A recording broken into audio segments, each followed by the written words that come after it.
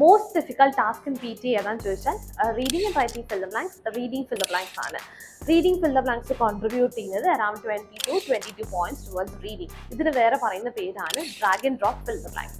Reading and writing fill the blanks contribute ചെയ്യുന്നത് close to 20 to 25 points towards reading and writing. ഇതിന് പറയുന്ന പേരാണ് drop down fill the blanks. ഈ രണ്ട് ക്വസ്റ്റ്യനും supremely important question ആണ്. ഇത് രണ്ട് ക്വസ്റ്റ്യൻ സോൾവ് ചെയ്യാൻ ഈ രണ്ട് കാര്യങ്ങൾ നമ്മളൊന്ന് പഠിച്ചു വെക്കുകയാണെങ്കിൽ you will find it easy. The first is collocations. Academic collocations ആണ് വേണ്ടത്. For example, background knowledge, academic research, pose a threat. ഇതുപോലെ കുറേ അക്കാഡമിക് കൊളൊക്കേഷൻ്റെ ലിസ്റ്റ് ഉണ്ട്. അത് ജസ്റ്റ് നമ്മൾ സബ്കോൺഷ്യസ്ലി ഓർത്ത് വെക്കുകയാണെങ്കിൽ ഇത് ഈസി ആയിരിക്കും. The second is grammar.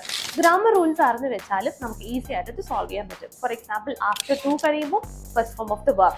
അതേപോലെ പ്രിപ്പോസിഷൻ, ഓൺ, ഇൻ, ഫോർ കഴിഞ്ഞാലും വരുന്നത് verb plus ing. For example, thanks for giving me A ride.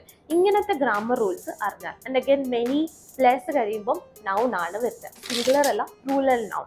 Many plus വരുമ്പോഴത്തേക്കും മെനി കഴിഞ്ഞാൽ many languages, many subjects. So ഇങ്ങനത്തെ ഗ്രാമർ റൂളും കൊളൊക്കേഷൻസ് പഠിച്ചു വെക്കുക. For more such information contact etcetera.